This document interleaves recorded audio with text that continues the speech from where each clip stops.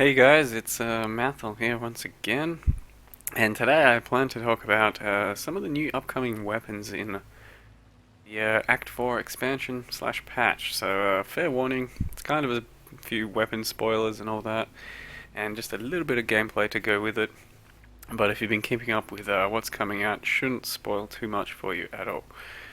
But yeah, I'm going to talk about some of the new weapons coming out and maybe some build ideas or things you can build around and what these weapons really change.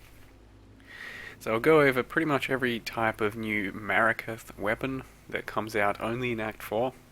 You first start to see them in normal Act 4, and then every level after that until Cruel, then you'll only see them in Cruel Act 4, the Cruel versions, and the Merciless ones will only be in Merciless Act 4 and anything higher than that, so maps as well. So these maps that they have on the website here, these weapons they have on the website are just the normal versions. So you have the level 36, level 35, 34. That's typically the required level for them. And to start off with, we have a blade staff with 60% increased global crit chance. So this is the normal version. Each Merciless version will have extra stats. For example, that staff there, that's the normal version.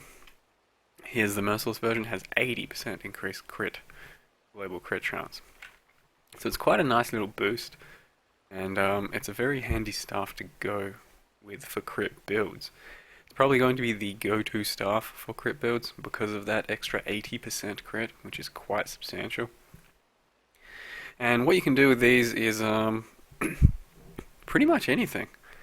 So you grab the crit staff passives, you can go Cyclone, you can go Static Strike, Ground Slam, Sweep, Flicker Strike. Yeah, like every melee skill is pretty much capable of high-end use with crit staffs right now in its current state. There are a lot of crit staff passives, excuse me, and quite a few good staff passives as well. Something like this thing, a bunch of these things, and then you can also combo them with disemboweling, stuff like that. So it doesn't really change much having this blade staff in the game, but it just enhances the viability of staves. The biggest problem is rolling physical staves is a bit tricky, especially if you factor crit into the equation, but on the higher end, on the more expensive end, yeah, it's going to be highly worth it. And next weapon is the curved blade, so the samurai swords that everyone is pretty excited about, or katanas. So curved blade, this is the normal version at 35 global crit multi as an implicit, as well as 6 base crit. So that's the biggest difference there, 6 base crit, whereas swords previously only had 5. We have ourselves a merciless version over here that is 50 crit multi on the implicit, which is pretty goddamn insane. Still 6 base crit is the normal version. So the biggest thing that I thought these swords would go really nicely with is two-hand spectral throw. Primarily because you get a lot of really nice sword passives, and it's on this side of the tree, so you get a bunch of projectile stuff too. Like there's a projectile speed node here, here, here, and you're going to be on this side of the tree with swords, thanks to Fatal Blade. Potentially this thing over here, for extra crit, and just the crit passives in general. So, my first character I made was, on beta, was a two-hand crit spectral thrower, and it worked out pretty well. In the end, my conclusion is it'll work out well, just it's going to be fairly gear dependent as to how far you can take it. At the base level, without too much currency investment, a few exalts or so, you're probably going to just pretty much do as well as current Elemental Buzzclaw. If you can invest a lot more, you'll double, triple, maybe quadruple the Buzzclaw DPS, Elemental Buzzclaw DPS. So that's pretty exciting. On top of that, you can still do quite a few other builds. Flicker Strike would be great. Static Strike is still pretty great with it. Cyclone is not too bad either. Just, crit-based builds, good melee stuff, but Spectral Throw is also a viable option. Next we have a spiked maul with increased radius. I think the merciless version has 6 or 8% increased radius. It's not too exciting, but yeah, it'll be a nice boost for resolute technique builds. You make a resolute, pretty much the standard ground jammer, resolute technique build, and you can go cyclone, you can go ground slam. Those, typically what you would do with a resolute technique mace, and that's just going to be a little bit better thanks to that slight more AoE. Plus, it looks kind of cool. One of the big deal weapons in the new Act 4 will be the Dagger Axe. The Dagger Axe is basically a two-hand weapon. Excuse me, two-hand axe. And it's got insane crit to base crit. I think the merciless version has a bit more. And you can get up to like 9.9 crit on this weapon, fully rolled up, which is a really large base. So the most, I guess, suited build for this would probably be Cyclone, Crit Cyclone. Because Axe passives at this current state don't have any crit specificness around them. You just have to grab regular Axe passives. You can build just, in general, crit for melee. To get things like disemboweling, I don't know, maybe some of these. You might still have to travel around and grab stuff like that. Excuse me one second.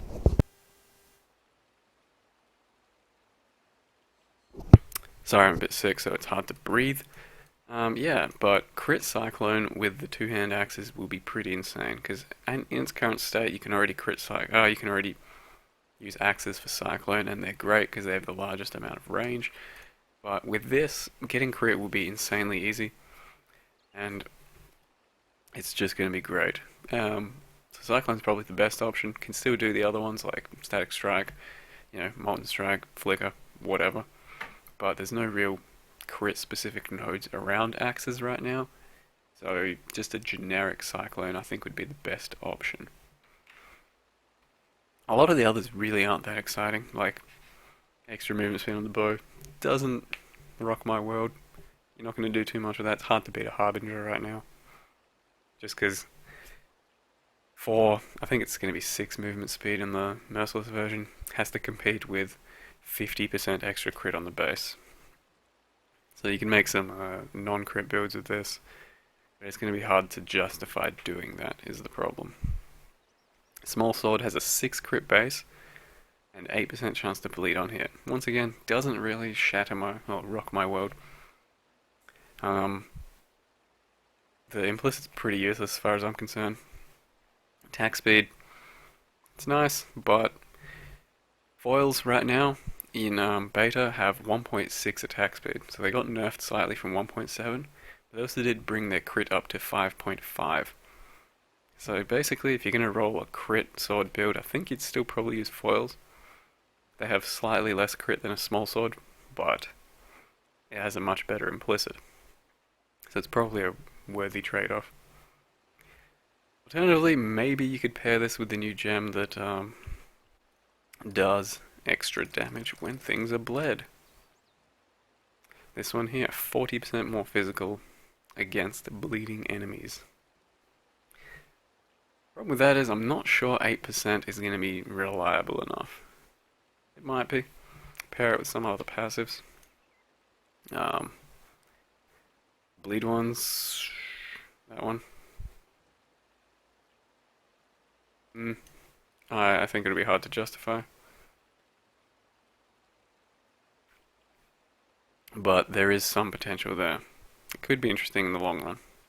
I haven't seen the Merciless version. Maybe it's got a high enough bleed chance to make it somewhat viable.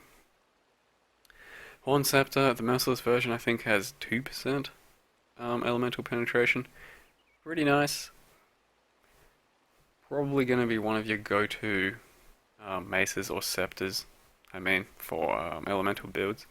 2% penetration in most cases I think will outweigh 20% elemental damage.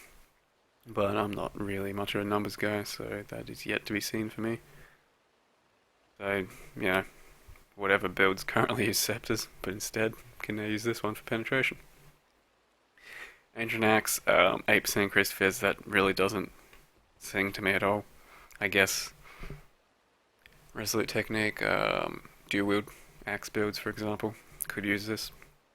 Cleave, you'll probably be able to do some cool stuff with that, but it's pretty generic builds and nothing that really changes much as changes any builds that already currently exist because of that implicit. Hook Sword, Global Defense. I can't really talk much about this because I'm not much of a global defense kind of guy, am I? Don't build my characters to be super tanky and all that, so I think it'll just be kind of a thing to use for trying to get as tanky as you possibly can, which a few people in this game do. A Snake Mace, 4% increased attack speed. I don't think that's super cool either. Not much, It's basically just giving the weapon a slightly faster attack speed. That's the implicit. Just give it a faster attack speed to start with, maybe, and give it another implicit. I don't know. In any case, yeah, doesn't really change much. Can't really make any extra builds around it. Parrying Dagger. That's not actually too bad. Because that is a lot of block, and the Merciless version might even have more. Thing is, you're trading off a lot of crit. An ambush has 40% crit, for example, which is quite a lot to trade off. But on the other hand, 4% block, or if it goes up to like 6% block, that's really quite a substantial boost. And if you're dual wielding them, then yeah, you could really make quite a few tanky block builds around these things, especially with dual wield. But that's not really up my alley, so I'm not going to talk too much about that. Grinning Wand is 4% cast speed. I think the Merciless version is 5 or 6%. It's going to be a bit of a toss-up whether or not you could use this over current wands. Because what you've got to think about is 4, 5 or 6% cast speed going to be better than 20% spell damage? When taking passives, for example, usually that's not the case. Like a 16% spell power passive, you're going to want to take that over 3 or 4 cast speed every time. Like the toss-up here is 10 versus 4. Usually you take a 4 if you're into a cast speed build. But 20 versus 4 or 5, there's really no comparison. 20 spell power is going to be better. The biggest application of this is if you're really trying to stack spell cast speed for specific purposes. Like maybe Incinerate, you're really trying to scale super high off of your cast speed. Or you're just making a gimmick build with as much cast speed as possible. I don't know. It might be a viable option, but it's not really going to change any builds, thanks to this implicit. And lastly, we have the Deerhorn Claw, which kinda changes the game for claws. It's got 6 life and mana gained for each enemy hit by your attacks. That's the normal version. The cruel version has 10 life and mana gained, and the merciless version has 14 life and mana gained, which is really quite a lot. So I'm currently making a build here as dual wielding claws. You don't necessarily have to dual wield claws, but that's what I chose to do at the moment. And it's Elemental Buzzclaw. It's level 43 at the moment. It's Elemental Buzzclaw. So spectral throw, dual wielding claws. At the moment I am non-crit, but you can be crit as well. So the reason this passive is so important, or this implicit is so important, is because it really lets you build elemental and not rely on any sort of mana regen, mana leech, blood magic, any of that. So the great purpose here for Buzzsaw is you get to drop your blood magic gem. And then you can still sustain your mana completely. So I've got no actual mana sustain except for these claws at the moment. And you'll be able to see that I can attack indefinitely. My mana is continuously sustained. Excuse that bit of desync. So yeah, that frees up an entire gem slot. And typically when you're making these elemental type builds for crit as well, you need to find a way to get mana back, because the traditional way is to get mana back through counter leech. But you can't do that reliably, or too reliably, as an elemental build. because you just don't have that much fizz damage. And you can't really afford to waste too much effort, well, I mean reserve mana on clarity, so yeah. This really lets you play around with elemental quite a lot. And claws. On top of that, you will be able to probably substitute quite a bit of your physical leech if you go for the fizz claw option, because they are going to apparently be rebalancing some of the claw passives, which could make claws more viable and just give you an alternate way of leeching and much more reliable than mana leech. So that's pretty much all I want to talk about with the weapons in general. A few of them shake up the game. I guess you'd call it the meta game a bit.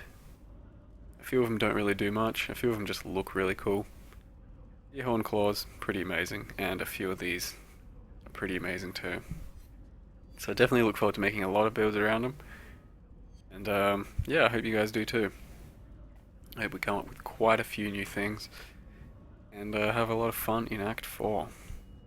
So thanks for watching, guys. Maybe just got a slight insight into what I'm thinking about with these new weapons, and hope it gets you thinking too. And I'll see you guys next time.